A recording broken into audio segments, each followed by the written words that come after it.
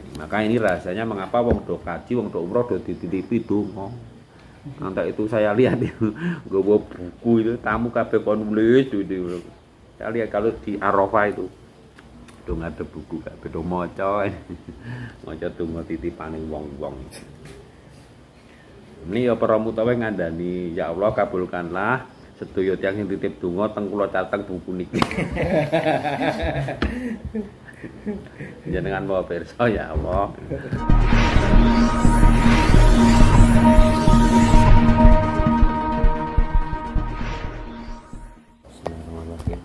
Assalamualaikum warahmatullahi wabarakatuh. Waalaikumsalam warahmatullahi wabarakatuh. Alhamdulillahirabbil alamin wa bihi nasta'in wa ala umuri dunya waddin.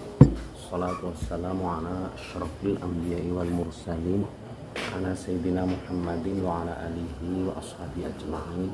Rabbi shrah li sadri wa yassir li amri wa hlul 'uqdatam min lisani yafqahu qawli amma ba'du. Qala Allah Ta'ala fi kitabil karim a'udzu billahi minasyaitonir rajim wa adzim fin nasi bil haji ya'tuka rijalan wa 'ala kulli dhamiri ya'tina min kulli fajjin 'amiq. Shadaqallahu azim. Qala Rasulullah sallallahu alaihi wasallam al-umratu ila al-umrati kaffaratun lima bainahuma wal hajjul mabrur laisa lahu jazaa'un illa al-jannah. Bismillahirrahmanirrahim. Bismillahirrahmanirrahim. Dari semuanya yang diberkahi oleh Allah, alhamdulillah pada malam hari ini kita dipertemukan kembali setelah kemarin libur. Nah, untuk malam hari ini sesuai dengan ombiae dunia, ini sudah ibadah haji umroh insya Allah akan dibuka lagi, maka saya pilihkan tema itu, fadilah haji dan umroh.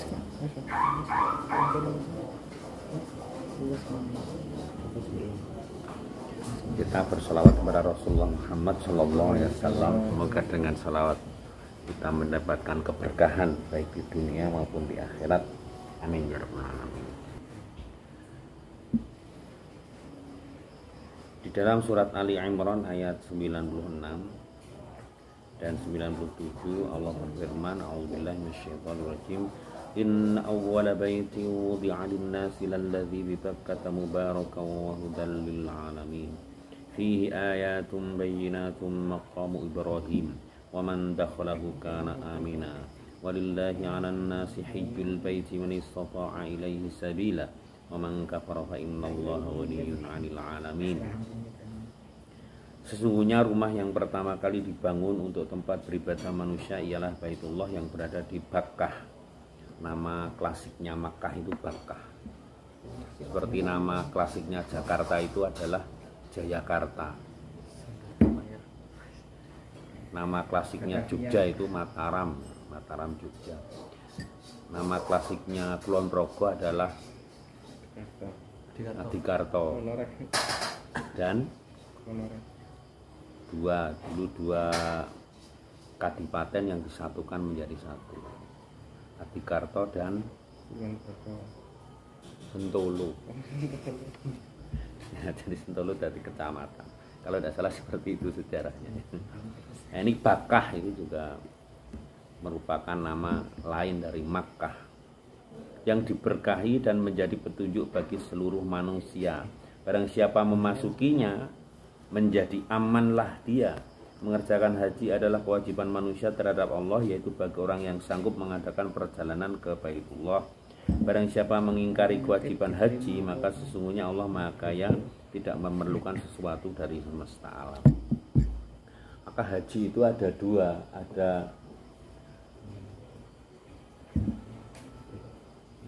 ada haji yang memang haji ya. Ada haji itu karena mampu, itu yang paling baik. Ada haji yang dimampukan. Adik-adik pilih yang mana? Pilih semua. Karena mampu itu kan ilmunya punya ya, pemahamannya punya, rezekinya punya, kondisinya aman, ONH-nya penuh, sangune ya duwe haji penuh. Kalau dimampukan itu kadang-kadang tidak memiliki apapun tetapi berangkat. Maka dalam haji dan umroh itu tidak melulu persoalan uang sebenarnya, tetapi persoalan apa? Dengan tadi kita melihat ternyata banyak orang yang punya duit tapi tidak berangkat haji. Uangnya mungkin triliunan ya, tapi dia tidak berangkat juga. Miliaran tapi tidak berangkat juga. Tapi ada orang yang marbot, tukang beca dan seterusnya, pemulung, tidak punya apa-apa tapi berangkat haji. Berarti kan haji atau umroh itu kan bukan melulu karena uang, tetapi karena apa? Terpanggil era didit mau ya, kok mangkat? Karena mampu. Lah iya, kan ada yang mampu tidak berangkat, ada yang tidak mampu tapi berangkat karena dimampukan. Itu sebenarnya fenomena apa tau itu? Fenomena umroh juga begitu. Ada orang yang banyak uang tapi nggak umroh juga, eman-eman. Mending dibelikan aset, dibelikan properti, dibelikan apa. Tapi ada orang yang nggak punya apa-apa, makan aja kadang-kadang susah tapi berangkat. Itu fenomena apa itu? Haji dan umroh itu bukan melulu masalah uang, tetapi yang lebih pokok dari itu adalah niat dan kepantasan. Itu adik-adik tolong dicatat betul itu. Kalau adik-adik niat dan pantas di hadapan Allah, mau tidak mau pasti berangkat.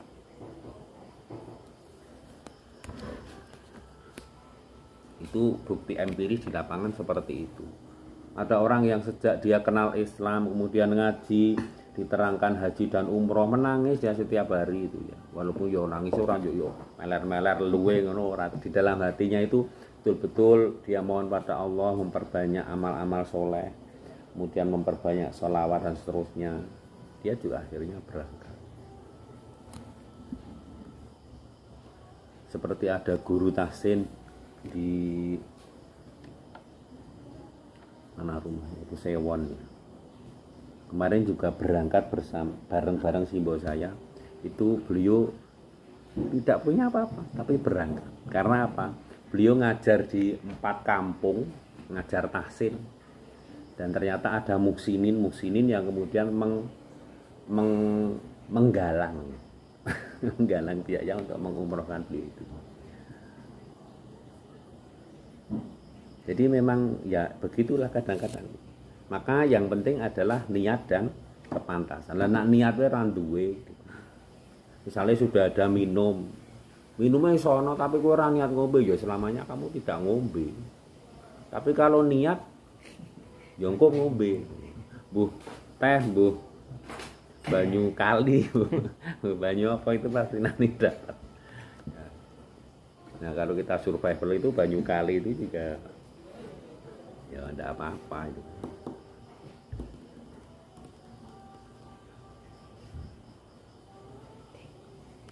Masih ingat ya apa tadi? Haji dan umroh itu persoalan utamanya apa? Niat dan kelayaan atau kepantasan. Pak, kan banyak juga orang haji dan umroh itu ternyata di sana juga ono sing bingung, ono sing linglung, ono sing kelangan perno-perno lah itulah. Di sana walaupun dia berangkat tetap saja diuji begitu. Atau bahkan dikafaroi, artinya dosa-dosanya yang dia lakukan dulu itu tertebus dengan kesulitan-kesulitan yang ada di sana. Banyak orang yang kejadian yang kemudian bingung gitu. Bingung mau pulang malah semakin jauh, akhirnya kecapean, HP-nya baterainya habis dan seterusnya. Itu banyak kasus kayak begitu. Kemudian ada juga yang logikanya dia tidak bisa sakit, wong dia dokter gitu. Tapi ternyata juga seminggu nggak bisa kemana-mana karena sakit.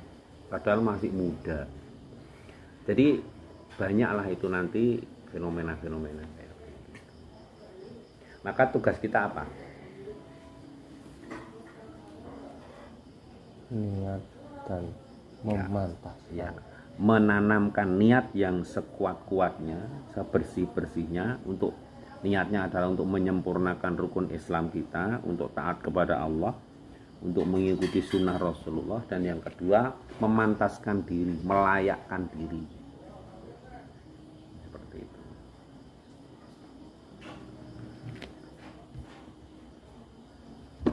Maka di sini dikatakan di dalam ayat ini fadilah yang sangat luar biasa dari orang berhaji. Haji itu kuncinya apa? Boleh tidak haji kok nang celereng nih? Karena tidak ada kuncinya di sana. Kuncinya adalah Baitullah itu. Nah, makanya fungsi daripada haji umroh yang kuncinya adalah Baitullah, adalah Ka'bah al-Musyarrafah, dia akan mendapatkan nikmat dan manfaat yang terbesar dari ibadah haji dan umroh itu adalah mengikat keamanan, mengikat rasa aman, mengikat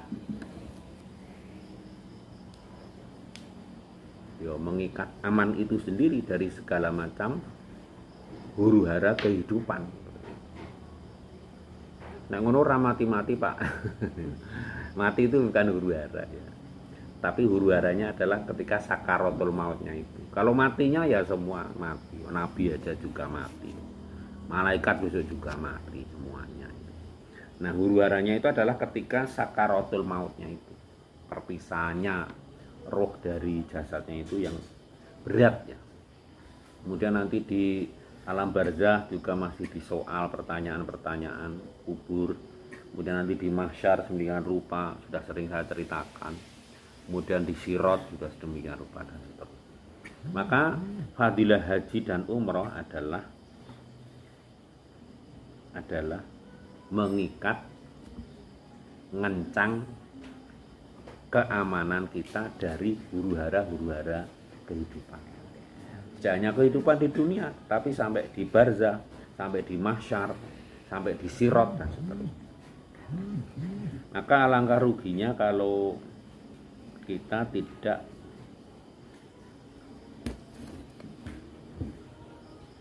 meniatkan ini. Kemudian sejak sekarang tolong adik-adik niatkan untuk nanti syukur-syukur orang tua kita itu bisa berangkat sendiri. Kita berangkatkan.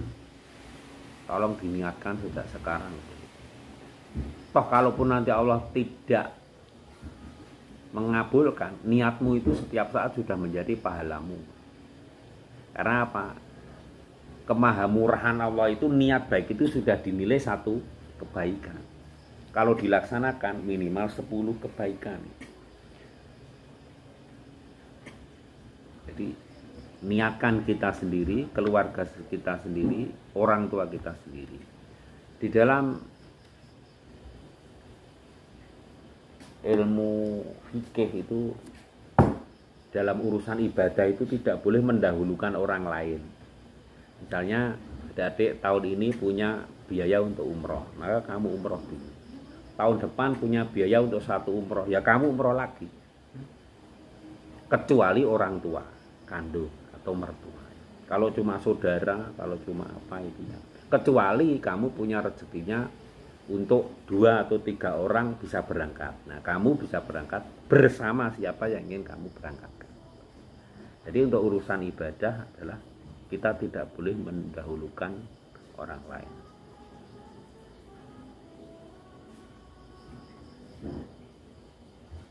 Al-isaru bil qurbi makruh.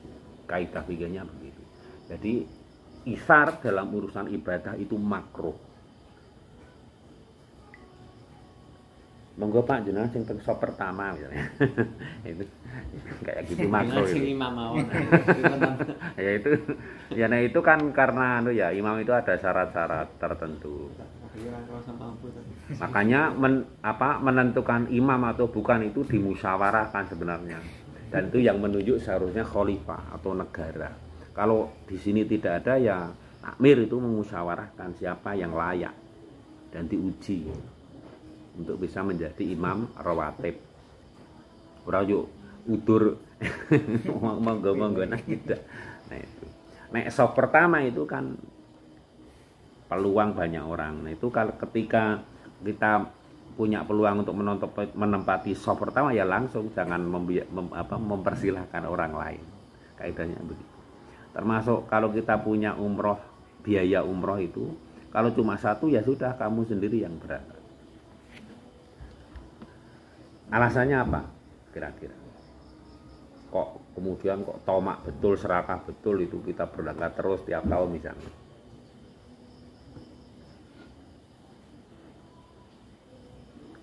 Kok enggak ditabung aja itu 1 tahun, nanti 2 tahun kan dapat 2 orang, 3 tahun dapat 3 orang, berangkatnya tahun depannya lagi biar banyak orang, biar keluarga misalnya.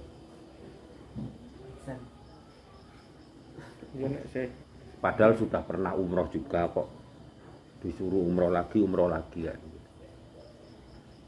Nanti ada hadisnya nih. Nanti di belakang ya. Nah ini kan untuk mancing cakrawala berpikir. Alasannya yang pertama karena umrohmu yang kemarin itu belum tentu diterima. Nggak ada yang menjamin itu diterima atau tidak. Makanya itu. Mulai nek orang umroh orang haji itu kalau tidak betul-betul matang manasiknya itu banyak percumanya. Yang mana yang manfaatnya ya. Tapi ya enggak apa-apa kan. Ya tetap nanti ada manfaatnya ketika pulang itu. Maka haji dan umroh itu bermacam-macam. Ada haji panggilannya Ibrahim, ada haji panggilannya Israel, ada haji panggilannya Iblis, tergantung. Tergantung kita memenuhi panggilannya siapa. Kalau panggilannya Ibrahim, ya kita syar'i, betul-betul syar'i. Mabrur, betul-betul mabrur. Berubah dari sebelum berangkat seperti apa, setelah pulang seperti apa. Ada perubahan yang nyata dari perilakunya, dari ketaatannya. Kalau panggilannya Israel, ya berangkat, tetapi tidak pulang. Nah itu, karena memang sejak meniatkan ingin wafat di sana dan juga harinya milih Selasa. Dan itu dikabulkan oleh Allah. Dan dikuburkan di pemakaman yang mulia di tanah haram. Di sana ada makamnya Khadijah, di sana ada makamnya Sayyid Muhammad bin Alawi Al-Maliki Al-Hasani dan seterusnya tokoh-tokoh.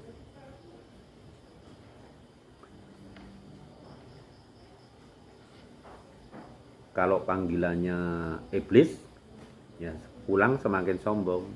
Nek ra diceluke Pak Kadiran oleh Rasul Maur kan. Ra celuke Bu Hajah ngono meneng ae. Misalnya. Mas semakin pelit, malah semakin apa itu. Naudzubillah.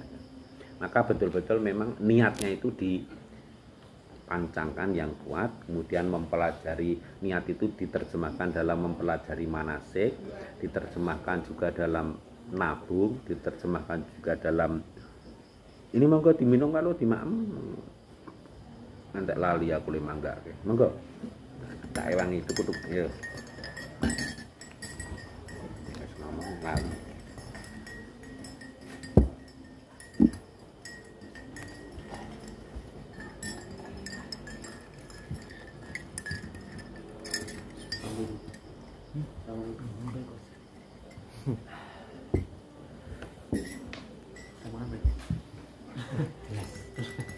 hidupnya aku gitu. Ya, oke. Monggo sambil ini. Ya, Mas.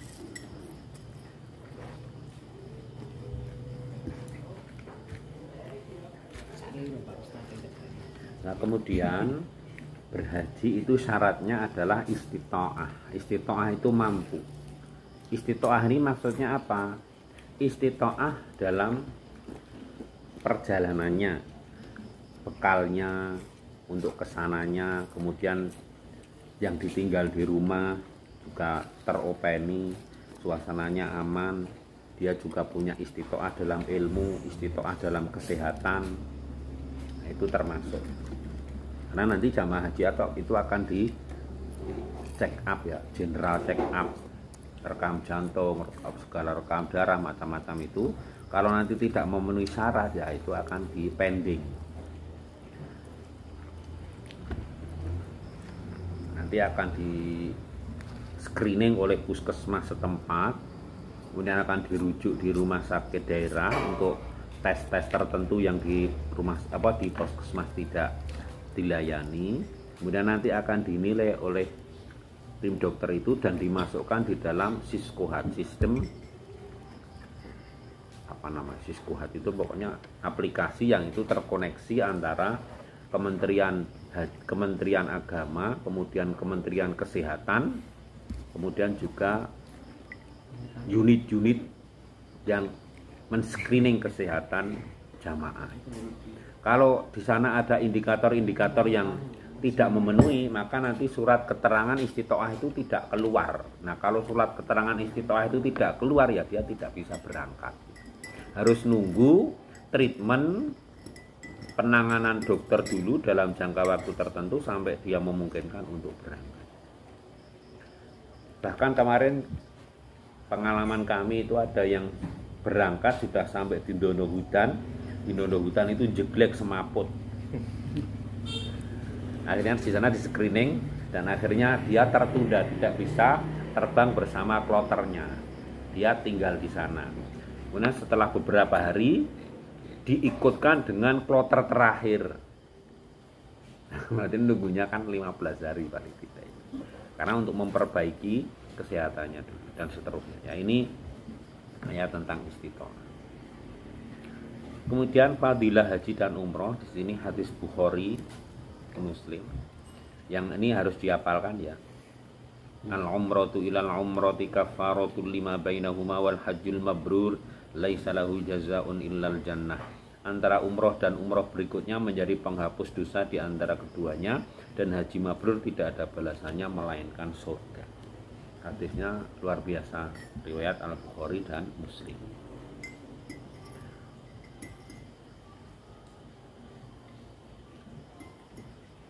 Tadi titenane nek mabrur gimana tadi? Perubahan. Nah, ada perubahan signifikan ke arah ketaatan. Kalau tidak ya kaji mabur atau umrohnya mardud. Kalau haji mabrur, kalau umroh makbul. Kalau tidak ya berarti mardud. Mardud itu tertolak. Kemudian fadilah berikutnya disampaikan Rasulullah, diriwayatkan oleh Imam An-Nasai, juga Imam At-Tirmidzi, juga Imam Ahmad. Tabi'u bainal hajja wal umrati fa innahuma yanfiyanil faqra waz dzunub. Ikutkanlah umroh kepada haji, maksudnya nek wis tahu haji, yuk nek di rezeki yuk umroh meneh, Karena kalau haji itu kan paling cepat 10 tahun. Karena pernah haji, kemudian kita mengajukan untuk bisa haji lagi, itu kalau regulasi di Indonesia itu paling cepat 10 tahun. Ngantri nih wae selawe tahun. Tadi mana rilis 40 tahun. Apanya?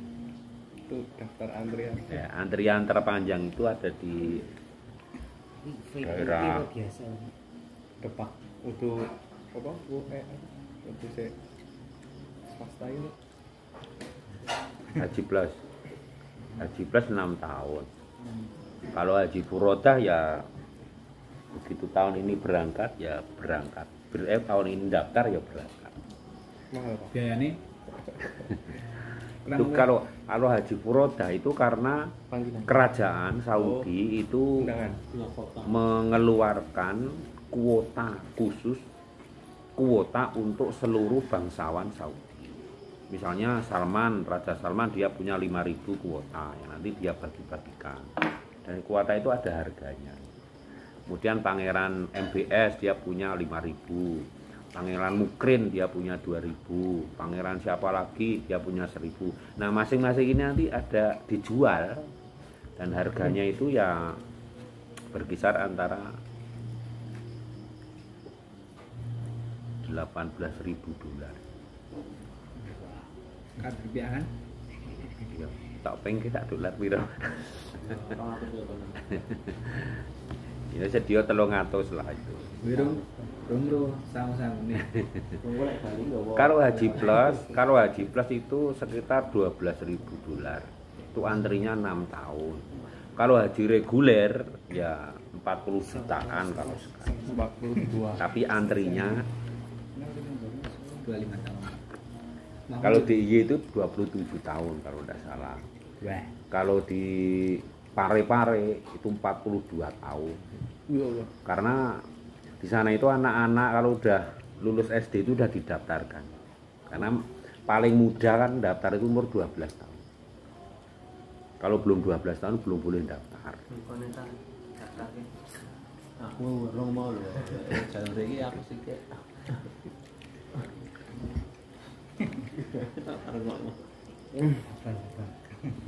Ini mengapa kemudian Rasulullah memerintahkan untuk sudah berhaji disuruh umroh lagi itu. Karena apa? Keduanya menghilangkan kemiskinan dan dosa-dosa. Justru nanti malah akan lawannya miskin apa? Dikayakan. Dikayakan. Padahal sesungguhnya kan dalam terminologi Quran tidak ada miskin. Miskin itu adalah sikap, bukan keadaan. Karena Allah itu tidak menciptakan kemiskinan. Kecukupan dan kekayaan kan bahasanya di surat Ar-Rahman. Wa aghna wa aqna. Dialah yang mengkayakan dan yang mencukupkan. Ada hidup, ada mati, ada tua, ada muda, tetapi bukan kaya dan miskin, tapi kaya dan cukup. Nah, miskin itu sikap hidup, sikap hidupnya miskin.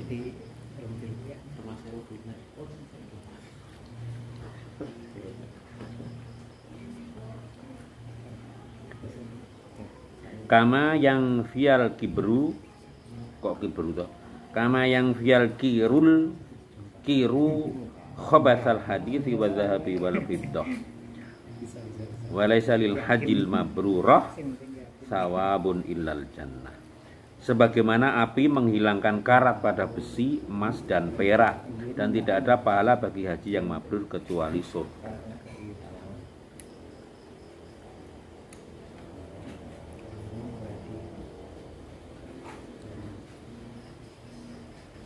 Jadi keliru kalau orang punya harta, kemudian berangkat umroh, kemudian takut miskin, takut kurang. Bahkan nanti di hadis yang lain, kata para pembimbing, para mutawif itu ya, kemarin saya mengikuti bimbingan. Karena Simbo udah tua, jadi harus ada yang mendampingi bimbingannya itu. Bimbingannya online. Kemarin masih pandemi itu, bimbingannya online. Jadi kemudian beliau bacakan banyak hadis itu, termasuk biaya umroh, biaya haji karo ikhlas itu akan dikembalikan oleh Allah berlipat. Jadi jangan takut. Utang. Ya utang tidak apa-apa, karena dalam haji atau umroh itu ada dua juga terkait dengan dananya. Ada haji utang, ada utang haji. Milih mana? Haji utang. Iya. Haji utang itu sudah punya dana tapi belum cukup karena khawatir umurnya sudah tua tidak nutut, dia pinjam sampai ongkosnya cukup, kemudian dia berangkat. Tapi kalau utang haji apa? Uangnya banyak bermiliar-miliar tapi dia tidak mau berangkat. Nah itu seumur hidupnya dia utang, tidak bisa disaur. Kalau dia muslim, kalau nggak muslim mau sekalian ya, namanya aja nggak muslim.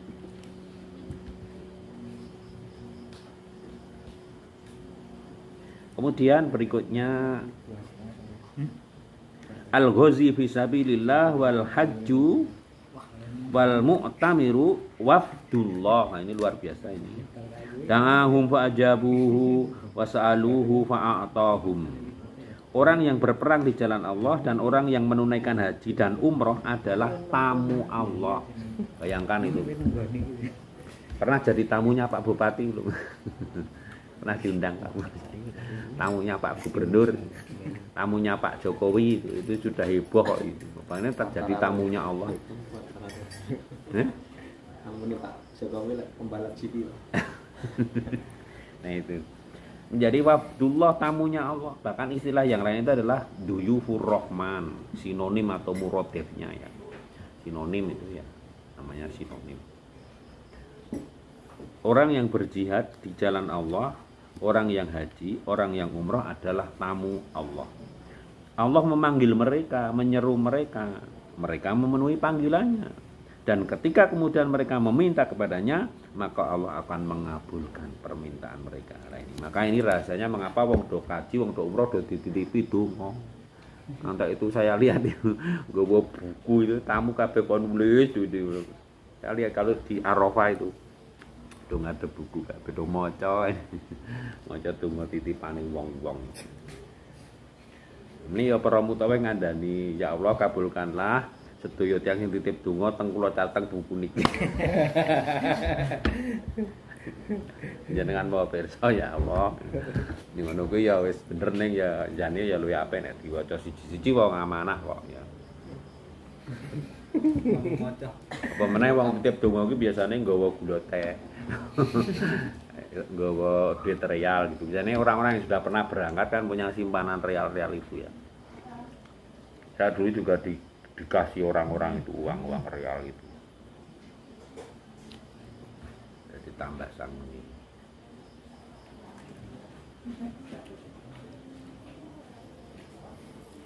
Ini hadis ini luar biasa ini.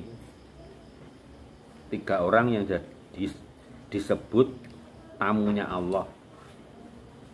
Hadis diriwayatkan oleh Imam Ibnu Majah, kemudian telah ditasih oleh Syekh Al-Albani di dalam Sahih Jami' Shaghir.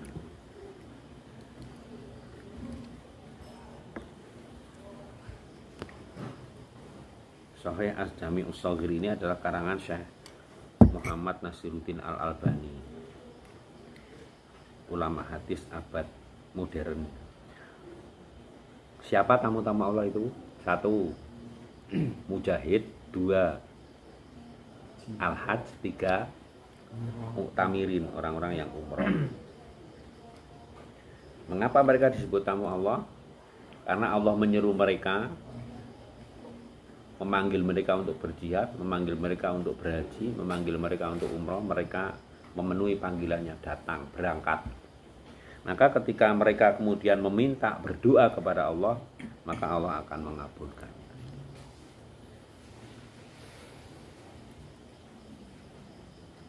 Kemudian fadilah Masjidil Haram dan Masjid Nabawi.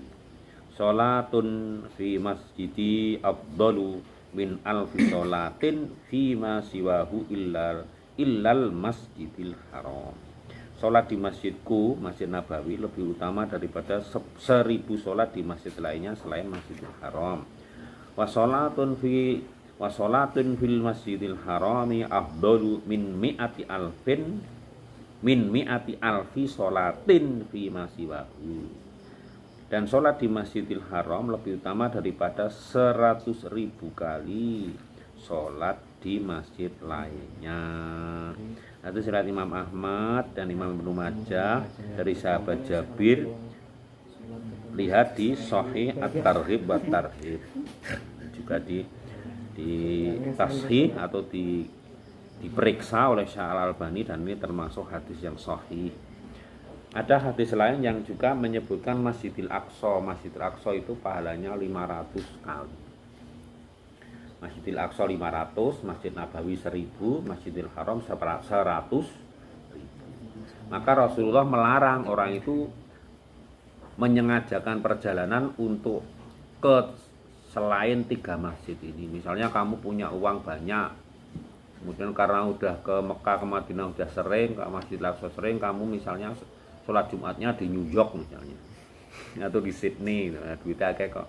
Tapi nang kono ora ono urusan tiyane melulu cuma sholat tok, sholat Jumat atau sholat wajib. Nah itu kayak gitu, itu tidak boleh dalam agama. Alasannya apa ya? Tujuannya kan bagus sholat. Regone pahala gitu.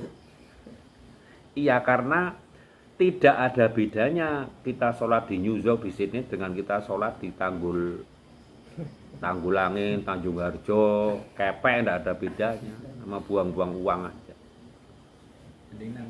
Makanya yang diperbolehkan, misalnya kita kita dalam tanda petik membuang uang misalnya 10 juta sholat Jumat di Masjidil Haram, tapi kan 100.000 kali. Kan murah-murah. Mas anaknya bukan dhisik. Tak apa-apa, jenenge santri pinter. Saunge diulang sinau sik. Nah ini fadilah Masjidil Haram. Benefit umroh calculation, keuntungan. Umroh itu rata-rata biasanya ya dalam kondisi reguler itu ya 4 hari di Madinah, 5 hari di Makkah itu. Kemudian 2 hari pulang pergi, jadi 11 hari. Itu rata-rata seperti itu. Tapi ini kita hitung aja 3 hari di Madinah, 4 hari di Makkah. Asumsinya dari 7 hari itu yang diterima sehari. Asumsi loh ini. Masa ya dari 7 hari orang sik ditampa belas aja. Pagi banget loh ini. Ya kita minimal aja 1 hari. Nah kalau 1 hari makbul di Masjidil Haram kan 100.000 pahalanya. Nah kita sholat di sana sehari 5 waktu, berarti kan nilainya sama dengan 273 tahun. Ini kalau sholatnya munfarid, padahal di sana sholatnya pasti berjamaah kan. Berarti jadi berapa tahun itu? 7.000 tahun. Itu kalau tidak percaya hitung sendiri. Ini saya ngitung ke Excel kok itu. Maka taruhlah biaya kita umroh itu 40 juta. Maka biaya hidup kita di Mekah itu hanya 15 rupiah sehari. Di para tahun itu. Ya iya, 40 juta dibagi 7.000 tahun itu. Nah, itu hitungannya kan begitu kan jadinya. Kalau biaya hidup di Jogja berapa? Sego kucing telu 6.000. Sekali makan ya. Yo aqua 400 ping telu 1.200. Saya 7.200. Itu di Jogja. Di Jogja itu. Murah banget. Madang pisan. Matang pisangnya kurang nang kene. Yang paling murah ya, pengalaman saya TPA itu yang paling murah itu roket chicken sayap ditambah teh kotak itu 8.500. Wis paling murah kuwi. Wis entuk nasine anget, sayap crispy ya kan, sambel luru, sambel siji maksudnya. Terus dapat teh kotak kecil itu. Kuwi ra wareg ya. Nah ini 40 juta itu sudah bintang 5 loh itu. Pengalaman yang kemarin itu berangkat itu 0 meter dari Masjidil Haram hotelnya. Kalau di luar di luar kondisi pandemi itu sangat mahal itu harga. Di kemarin yang PowerPoint yang dulu itu pernah saya lihatkan yang ada air mancurnya. Yang di situ itu Simbok dan teman-teman di situ. Jadi begitu keluar dari hotel sudah langsung pelataran Masjidil Haram. Namanya Makkah Approach. Approach itu artinya tower. Tower Zam-Zam. Nah itu sebelahnya lagi. Oh, sebelahnya lagi. Kalau di Tower Zam-Zam ya harganya luar biasa. Mahal kalau di sini. Lebih mahal lagi. Kalau Tower Zam-Zam itu milik pemerintah. Jadi miliknya pemerintah. Nah, tapi di rumah kita daftarnya Tanah gitu ya. mau dikayakan. Maka- Daftar datang saya sih. Maka kalau sekarang punya uang masih muda, daftar haji dulu. Lembari kari akhir berapa DP. DP-nya kalau belum berubah 25 juta. Terus nanti berangkat tahun berapa, itu ongkos UNH tahun itu berapa, tinggal genepi kekurangannya. Oh, NH itu Pak. Ongkos naik haji. Wah. Dulu namanya ONH yang sekarang namanya BPIH. Oh. Biaya Perjalanan Ibadah Haji. Nah, dulu ONH. Sekarang BPIH.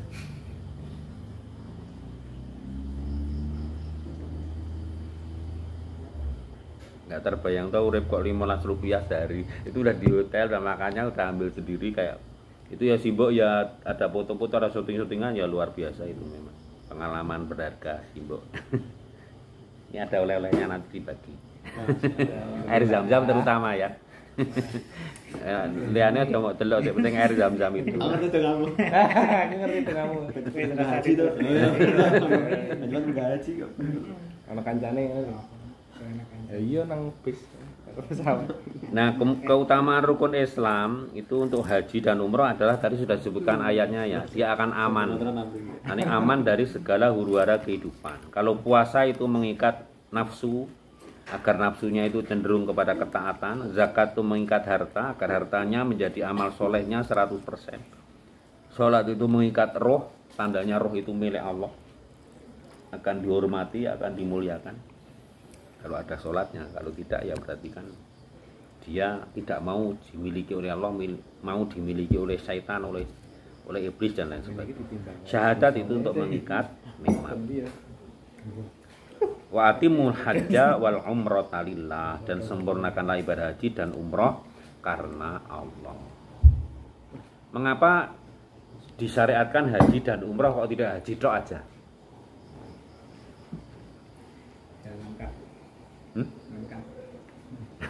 Ya terus karena kalau haji itu terikat waktunya, hanya sebenarnya ibadah itu cukup 6 hari. Tanggal 8, 9, 10, 11, 12, 13 selesai. Dzulhijjah. Sasi besar. Haji itu hanya 6 hari ini sebenarnya. Nah, tetapi karena harus 6 hari ini tidak bisa dilakukan di hari lain, itu yang membuat kalau nanti semuanya melakukan itu apa ya amot Masjidil Haram pasti tidak amot. Maka diberilah oleh Allah syariat umroh ini, namanya haji kecil. Umroh itu haji kecil. Kalau haji ya haji, nanti ada haji akbar kalau wukufnya tanggal 9 Dzulhijjahnya jatuh di hari Jumat. Itu namanya haji akbar. Nah, mengapa ada umroh? Karena sangat-sangat tidak akan mampu menampung. Lokasi yang namanya Masyaril Haram itu adalah tempat sepanjang Masjidil Haram, kemudian ada Arafah, ada Mina, ada Jamarot. Itu kalau tidak ada umroh luar biasa itu persaingannya, bisa antrinya 100 tahun nanti. Umure wong pira. Makanya ada orang yang sudah tua baru dia punya rezeki, kalau dia daftar haji khawatir umurnya tidak sampai, maka dia segera saja umroh gitu kan. Karena perbedaan haji dan umroh itu hanya di rukunnya kan hampir sama. Rukunnya kalau haji itu apa? Arafah. Rukunnya. Oh, Rukun itu kalau salah satunya tidak dilakukan maka bukan haji lagi, batal haji. 1 ihram dan niat itu jadi 1. 2 wukuf, 3 tawaf, 4 sa'i, 5 tahalul, 6 tertib.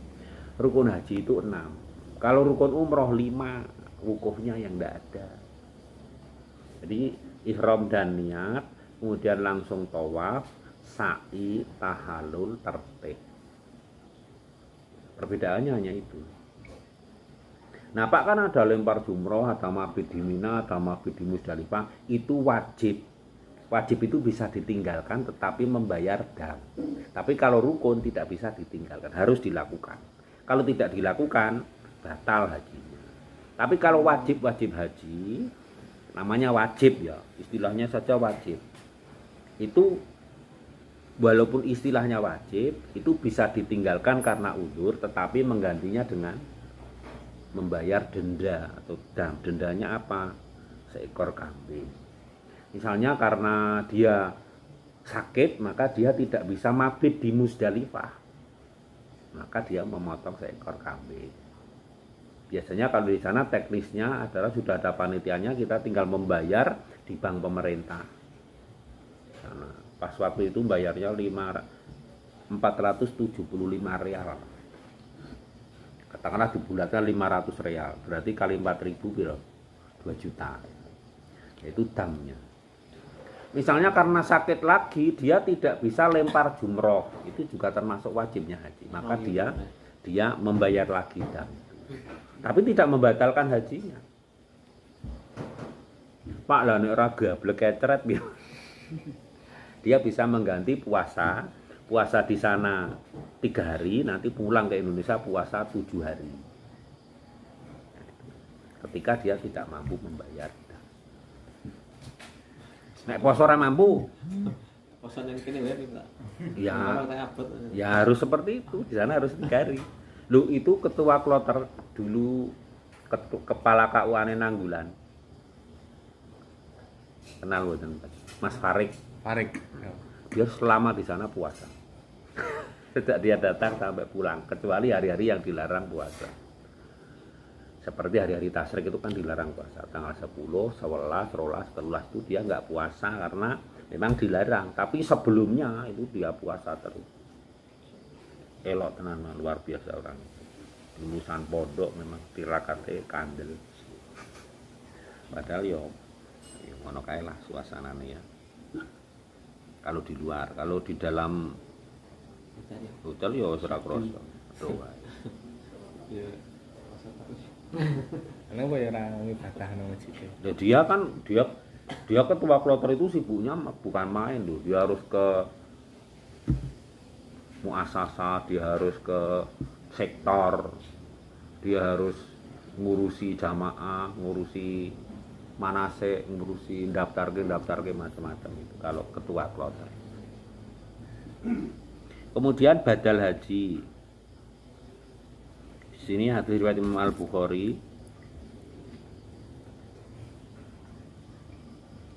Intinya ada seseorang yang melaporkan pada Rasulullah bahwa ibunya sudah meninggal, padahal dulu dia sudah bernazar untuk berhaji, apakah harus dihajikan? Kata Rasulullah, iya. Nah ini kalau kita bicara pemahaman nas ya, di kalangan Syafi'iyah itu badal itu boleh, tetapi syaratnya kalau orangnya pernah berniat atau pernah bernazar. Tapi kalau orangnya misalnya bapak kita atau ibu kita sudah tidak ada, tapi dia dulu tidak pernah berniat, tidak bernazar dalam mazhab Syafi'i, tidak usah dibadalkan. Tapi kalau di mazhab Hambali itu entah dia niat atau tidak, nazar atau tidak, boleh dibadalkan. Badal itu artinya apa toh? Dinyangke, dikongkon ke wong. Dan syaratnya sing dikongkon ya kudu wis kaji sithik. Tidak boleh wong urung kaji yuk dibatalke itu, karena tidak bisa. Kalau adik-adik berangkat umroh bisa, satu kali berangkat itu ngumrohkan orang lain itu bisa. Syaratnya orang yang diumrohkan sudah wafat. Karena umroh itu tidak terikat tanggal. Tapi kalau haji, satu orang dia hanya bisa melewati tanggal 9 Dzulhijjah itu hanya satu kali. Besok tidak ada lagi tanggal 9 Dzulhijjah. Oh iya. Besok tanggal 10 tidak ada lagi. Maka satu haji hanya untuk satu orang. Jadi kalau badal, maka dia harus sudah berhaji. Kalau umroh, saya misalnya umroh itu kan paling lama 3 jam selesai. Padahal di Mekah 5 hari. Siang umroh sekali, nanti malam umroh lagi, besok umroh lagi, besok malam umroh lagi. Halo. Mang kita wae rasa mrene. Nah, nunggu telepon piye wong nang kuburan di telepon. Ora kancane sing nang omah ngono. Lah kan membatalkan orang yang masih hidup? Enggak boleh. Harus sudah meninggal. Maka di sini kan tadi kasusnya sudah wafat ini orang. Kalau masih hidup tidak bisa dibatalkan. Kecuali memang apa ya, misalnya sudah nggak bisa kemana-mana itulah, itu udzur namanya. Ngenteni wae ini.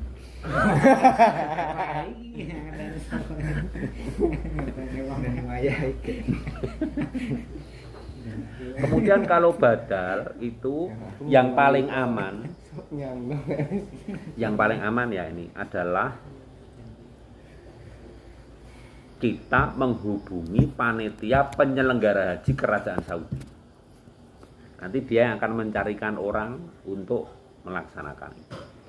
Banyak kasus kalau kita titipkan kepada biru-biru yang ada di kita, nanti ya wes mengkor dijoli sak lembar sertifikat, tapi tidak dilakukan. Banyaknya seperti itu. Banyak orang para pelaku-pelaku seperti itu yang di sana itu dipenjara, ditangkap. Para penyelenggara jasa bodong seperti itu. Karena apa? Badal itu harus terdaftar di kementerian. Kalau dia memang tujuannya nilep uang, dia tidak akan punya dapat itu izin. Akhirnya dia tidak bisa masuk di zona haji. Akhirnya dia akan nemplek-nemplek di luar pagar dan itu nanti digaruk sama sama askar namanya, tentara itu banyak yang ketangkap dan dipenjara. Ada orang Kulon Progo yang sudah bekerja di sana, di hotel itu sudah 20 tahun. Anaknya bekerja di RSUD Wates. Nah, ketika pas ke sana, kita diundang sama beliau ke hotelnya itu. Kemudian dia bercerita banyak tentang itu, termasuk nolongi orang-orang yang di penjara itu, orangnya dari Indonesia. Yang di penjara itu dia yang membebaskan dengan membayar denda.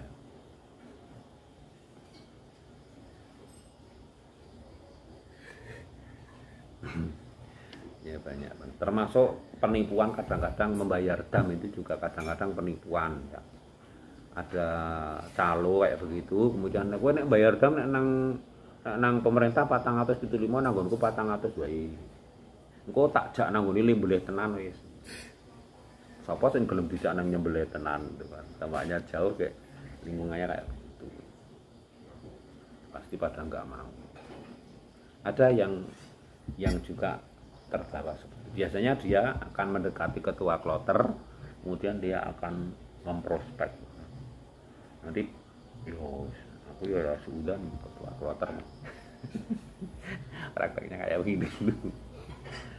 Ya nanti dia akan banyak bawa hadiah-hadiah itu. Misalnya di sana kan ada menu yang paling terkenal apa namanya? Nasi mandi. Bukan. Apa? Unta muda. Namanya al-bayi. Nek Nasi wong Jawa le menasihati al-blai.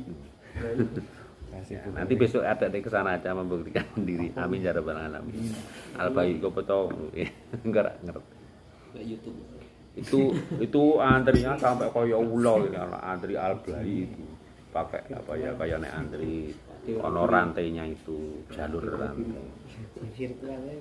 Jadi menghubungi muasasah melalui kedutaan atau melalui konsulat jenderal, kemudian nanti mendaftarkan, nanti ada aplikasinya, ngisi formulir dan sebagainya, kemudian membayar ya senilai 10 juta badal haji resmi pemerintah Saudi.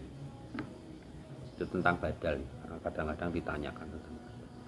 Kemudian hikmah haji dan umroh, ini narasumbernya Kiai Haji Duri Azhari, nanti lihat di YouTube juga ada. Ada 5 yang hanya boleh dikenang, tidak boleh dibawa pulang, tapi kalau punya uang boleh datang berulang-ulang. Ada 7 yang dibawa pulang, harus dipegang, hidupmu dijamin senang, kata Mbah Duri. Apa yang 5 hanya boleh dikenang, yaitu IWTST tadi, ihram, wukuf, tawaf, sa'i, tahallul.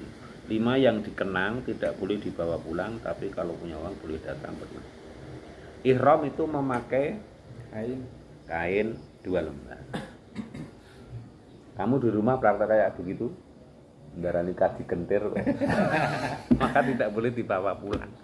Kalau pakai seperti itu, kalau manasik resmi ya di tempat-tempat sene nang omah nganggo ngono kuwi ya dari wong gendeng. Apa meneh kok nang pasar nganggo ngono kuwi, nang sawah ngono kuwi. Halo. Ngapain? Hilir. Maka hanya boleh dikenang, tidak boleh dibawa. Apa meneh wukuf. Wukuf itu hanya boleh di Arafah dan di tanggal 9 Dzulhijjah. Wukuf nang alun-alun. Tidak boleh. Tawaf apalagi, sa'i apalagi sudah ada tempatnya. Tahallul kan boleh Pak cukur itu ya. Tapi kan niatnya bukan tahallul. Tahallul itu ada doanya, menghadap ke Ka'bah, kemudian ada doanya, kemudian baru dicukur. Nanti yang setelah selesai rangkaian ibadah umroh itu dicukur secara simbolis dulu, mencukur beberapa nyukurnya kanan, kiri, kanan, tengah, kiri. Nanti setelah sampai di pemondokan atau kalau haji nanti di Mina baru digundul gitu. Gundul terus. Iya. Kakak putri ini Pak. Ya ndak nek putri. Si putra.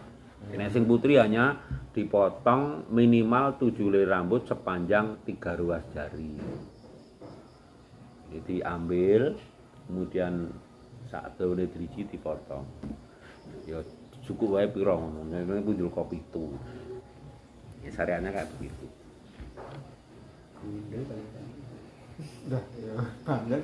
Kemudian apa hikmahnya ihram? Ihram itu adalah kain lambang siap mati tapi untuk mereformasi hidup. Karena apa? Orang memakai pakaian itu bisa terkena bencana 3 hal. 1, dia jadi sombong. 2, dia bisa membeda-bedakan orang. 3, dia bisa bertingkah sekehendaknya karena pakaian. Maka pakaian itu ditanggalkan, diganti dengan pakaian ihram. Itu maksudnya agar tidak sombong, tidak membeda-bedakan orang, tidak bertingkah laku yang sekehendaknya. Diilustrasikan pakaian jenderal dengan pakaian kopral sama enggak? Kata Mbah Turi enggak sama. Kalau sama ya jenderale moh. Ana bintangnya, ana macam-macam. Pakaiannya Rompi ini. rombak-rombak. Ya kan berarti beda. Tanda-tandanya berbeda, simbol-simbolnya berbeda, kelengkapannya berbeda. Maka itu semua ditanggalkan, diganti dengan 2 lembar kain yang tidak berjahit. Nah, seperti itu. Presiden yang ngono, perbot yang ngono, sama.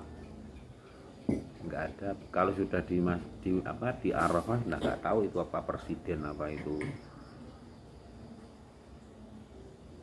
OB, enggak tahu.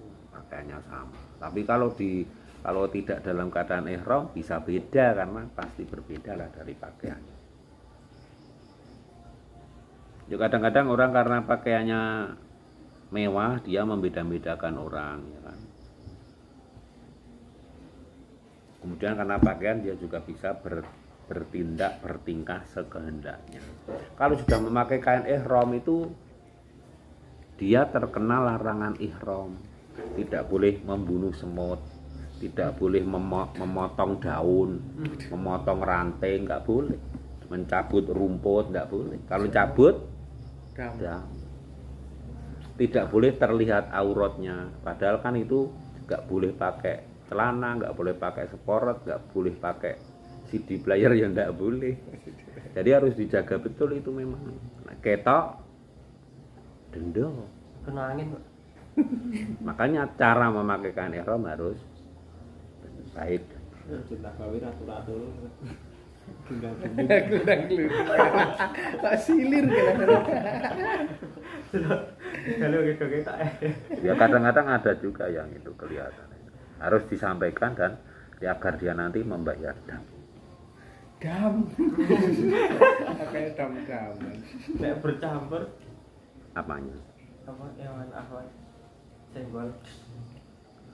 Di mana dulu? Oh. Kalau tawaf itu tidak membatalkan, itu sudah disepakati semua mazhab. Orang basah. Tapi kalau nanti di tempat-tempat lain itu tergantung mazhabnya apa. Kalau Syafi'i ya dia batal. Kalau mazhabnya Hambali ya enggak batal.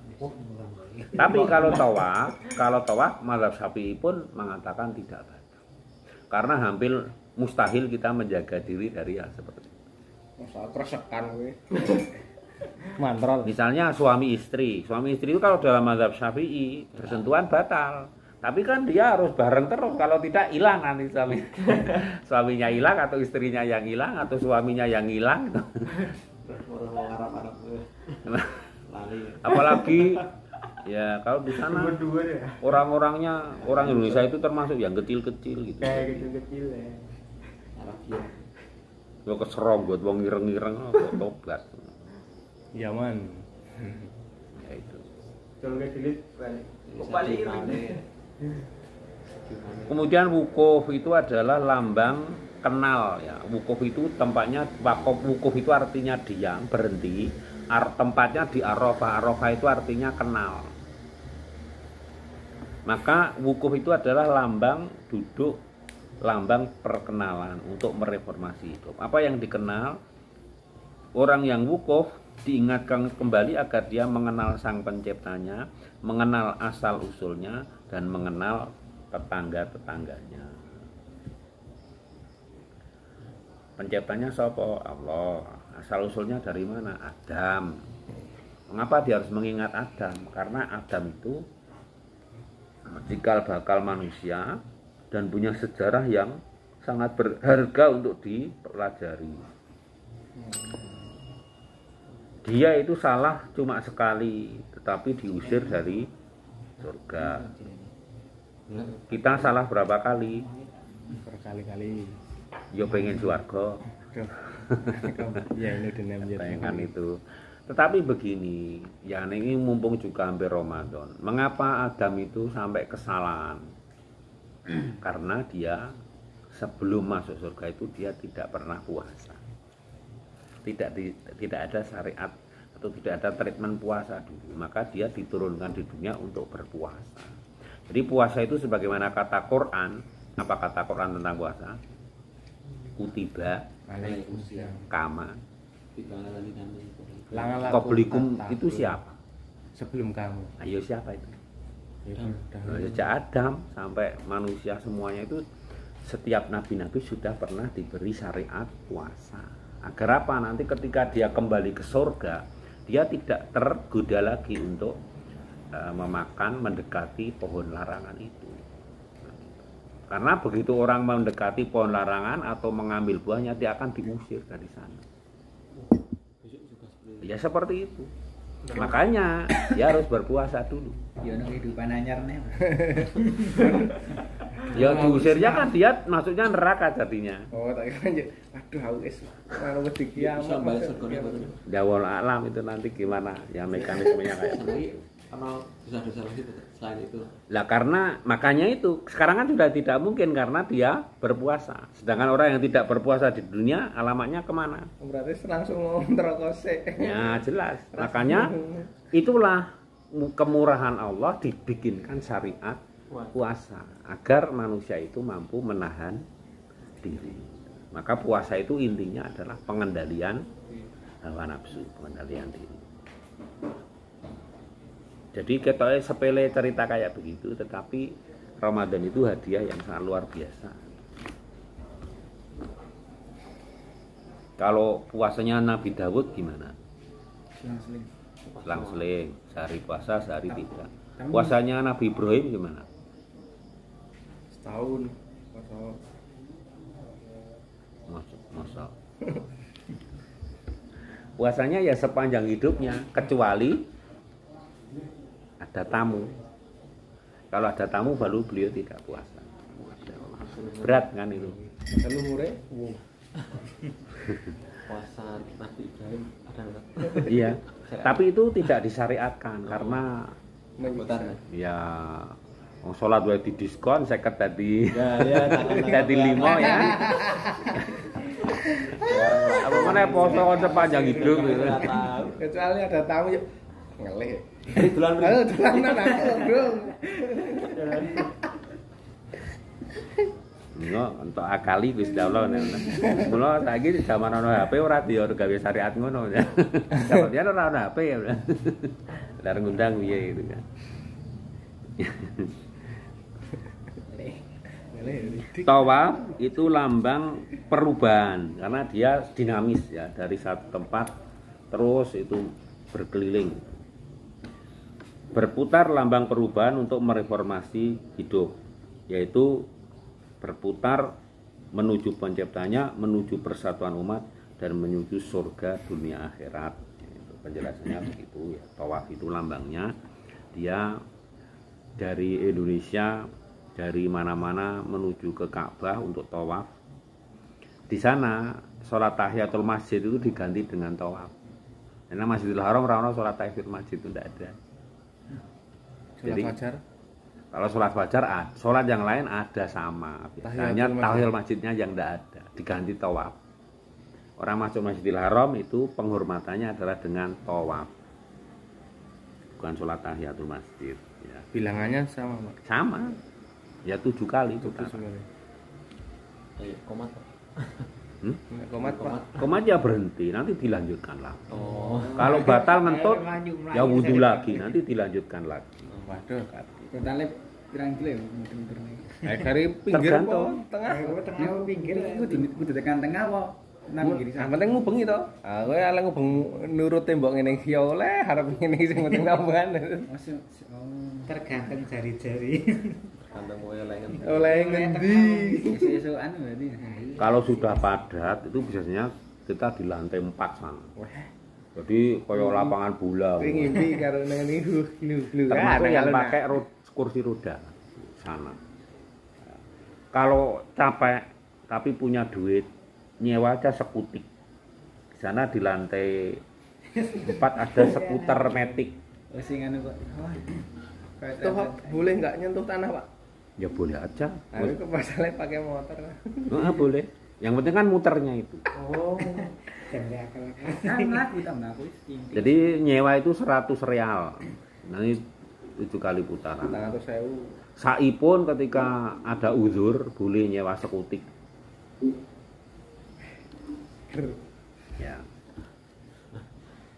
Skuter metik. Ya udah ya pelaku yuk karo Ibadah sempet kok. ngapa? Foto gue kutik. Nek foto ya sak urunge apa bare, nek nang tengah-tengah tawa batal. Muter karo maca apa? Ya membaca sebisanya. Tapi kalau dari rukun Yamani ke rukun Hajar Aswad yang dibaca adalah apa? Robbana atina fid dunya hasanah wa fil akhirati hasanah wa qina adzabannar itu wa adkhilnal jannata ma'al abrur ya aziz ya ghafar ya rabbal alamin. Itu antara rukun Yamani dan rukun Hajar Aswad. Ka'bah itu kan kotak begini. Yang sana kidul kulon itu namanya rukun Yamani. Rukun itu artinya pilar atau cagak. Nah, Ka'bah kan ada cagak pinggir-pinggir itu. Jadi di dalam batu ya. Yang kidul wetan namanya rukun Hajar Aswad. Di sana yang ditemplei batu Hajar Aswad. Kemudian lor wetan namanya rukun Airoki, Irak ya, arah Irak. Kemudian yang sini rukun Syami, arah Syam, lor kulon. Nah, ketika kita muter sampai di pojok sana, sampai sana itu bacaannya Robbana Atina itu. Nah, sini ke sini itu bacaannya zikirnya sa'i soni. Arab labaik ya oleh. Arab membaca doa yang dituntunkan oleh Kemenak sing dawa kae ya oleh. Ora ndonga ya ora apa-apa. Ya itu. Karena haji itu kata para ulama tidak ada doa-doa khusus. Yang penting niat. Yang penting ono niat itu. Kemudian melakukan semua rukun-rukunnya tadi. Pemar arti jenenge kaji njablam ra iso ndonga ora apa-apa. Tetap sah. Yang penting dia kain ihram, dia wukuf, dia tawaf, dia sa'i, dia tahallul tertib sah. Walaupun orang ndonga apa-apa. Lain dengan sholat ya. Sholat kalau tidak Al-Fatihah kan batal. Kalau di haji tidak ada. Kecuali hanya labbaik Allahumma hajjan, yaitu itu pun saja dibatin enggak apa-apa. Niat. Setelah itu belas gak ndonga apa-apa tetap sah. Jenenge kaji njeblem ngono. Tapi masa maca Robbana Atina wa ra iso. Nah, kalau sa'i itu sa'i itu kan berulang mondar-mandir dari Sofa ke Marwah, nanti sampai Marwah balik ke Sofa, Sofa balik lagi Marwah bolak-balik. Nah, 7. Nah, berulangnya ini adalah lambang muhasabah, melihat masa depan, melihat masa lalu, melihat masa depan, melihat masa lalu itu. Menengok masa depan, belajar dari masa lalu, ikhtiar sampai dengan maut menjemput. Itu. Didikannya kayak begitu. Jadi orang yang sa'i itu kan aslinya mencari air kan itu. Ibundanya Ismail alaihissalam namanya Hajar itu kan mencari air. Maka dia Karena mencari air, dia mencari tempat yang tinggi untuk bisa melihat mana yang ada air itu. Wah, di sekitar sini nggak ada, dia lari ke Bukit Marwah itu. Jauh nggak Pak itu jarak? 400 meter. Gede atau bukitnya Mak Safar-Marwan? Ya besar. Ya kalau di Bukit Sofa itu bukitnya ada ya seginilah itu kan. Kemudian tapi dikelilingi kaca jadi nggak bisa didemok, itu nggak bisa. Kalau Bukit Marwah itu kalau ada nanti naik ke lantai 3, kalau nggak salah lantai 3 ya, itu nanti kita bisa duduk di atasnya. Bukit Marwahnya. Oh dibangun tuh. Apanya? Bukit Marwah. Ya nggak dibangun, kita bisa naik di situ di atas itu. Yang ini apa nih? Yang di Bukit Marwah. Itu bukit apa itu? Jabal Rahmah. Kalau Bukit Marwah itu sudah di dalam bangunan. Oh di dalam bangunan. Di dalam bangunan sangat Bukit megah. di dalam bangunan. Iya. Bukit di dalam Pendek bangunan. berarti bukitnya ya Pak? Ya. Dan itu semakin pendek karena dititili wong Indonesia. Kuat ini. Ya ana tulisannya warna-warna, nggo tipek, nggo pulpen, nggo sepedol itu. Nah, makanya kemudian oleh yang sofa dikelilingi kaca, nggak bisa masuk. Di atasnya pun hanya luangan bunder gitu, jadi kita cuma ngelongok lihat. Tapi kalau di Marwah itu boleh duduk di atas itu berdoa, tetapi di atasnya semua dilapis akrilik. Jadi sekarang mau dititili ya nggak bisa. Dulu katanya dititili. Sama gua yang apa itu dicor. Ya itu. Sudah dilapis akrilik semua. Jadi meling-meling kayak gitu. Kayak ono lapisane plastik batunya itu. Jadi dititili nggak bisa. Kuat banget akrilik itu ya. Kayak ganti kok tak ditili terus. Wong Indonesia kan ngono kuwi, lemah nggawa watu nggawa. Waktu beberapa Penyatuan tanah suci itu ke tanah Jawa. Watu.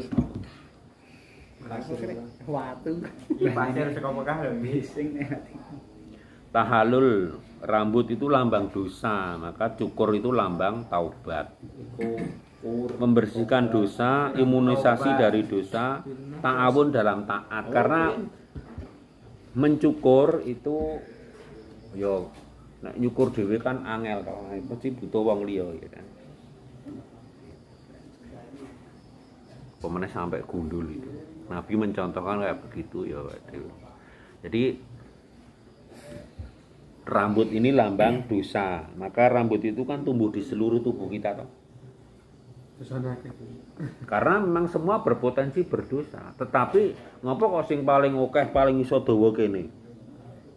Rambut kene kok ora iso dawane kaya rambut kene yo dawa, dadi munyuk wae. Lah karena pusat dosa itu di sini, di otak itu. Tempat rekayasa, tempat perencanaan dosa itu kan di otak. Maka ya itulah lambangnya orang tahallul itu mensucikan di dosa-dosa. Kemudian 7 yang harus dibawa pulang, harus dipegang.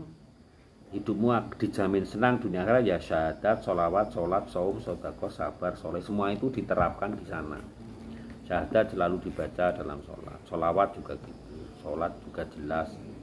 Bahkan kalau nanti di Madinah ada sholat arba'in ya. Sholat apa itu? 40 waktu. Maka di Madinah itu paling tidak 8 hari agar bisa sholat jamaah 5 kali 8. Namanya sholat arba'in. Walaupun itu sebenarnya ya secara syar'i tidak ada. Itu adalah karya ulama Indonesia. Karena kalau dilihat itunya memang tidak ada, tetapi kan ada hadis induknya yang barang siapa sholat subuh 40 hari itu kan dia dibebaskan dari dibebaskan dari neraka dan dari sifat munafik. Barang siapa sholat subuh berjamaah di masjid tidak ketinggalan takbiratul ihram selama 40 hari berturut-turut, dia diberi 2 kebebasan oleh Allah. Bebas dari neraka dan bebas dari sifat munafik. Hari ke-40 kawanan gitu nih. Saya pernah menerapkan Aslam anak saya itu. Dulu dia minta sepatu futsal. awal-awal futsal ngetren itu loh. Piro Kowe tak tumbaske ning kowe kudu salat subuh 40 hari nggak boleh putus. itu dia berhasil 39 hari. Iya itu otentik seperti itu ceritanya. Tapi ya tetap tak tukokke wong anake ya. Itu sudah luar biasa wong namanya yo latihan, masih kecil dulu, masih SD. 40 hariku. Yo, bismillah. iso lah untuk poso. Tenan ketinggalan tak beda. Nah, ini adalah Qawaidul Fiqhiyah nomor 31 karya Syekh Ali An-Nadawi dari India itu. Al-itharu bil qurbi makruhun. Mengutamakan orang lain dalam hal ibadah hukumnya makruh. Tadi sudah dibahas di depan. Haji dan umroh bukan soal uang tetapi keyakinan dan kepantasan. Maka yakinkan diri, pantaskan diri kita agar nanti kita bisa menyempurnakan rukun Islam. Amin ya rabbal alamin. Mungkin demikian yang pembahasan malam hari ini, semoga ada manfaatnya. Alhamdulillah umroh sudah dibuka, semoga nanti haji juga terbuka karena sudah 2 tahun pending. Itu banyak calon jamaah yang semakin sepuh itu ya, kasihan. Mengenai minum air zam-zam sudah tahu? Sudah apa?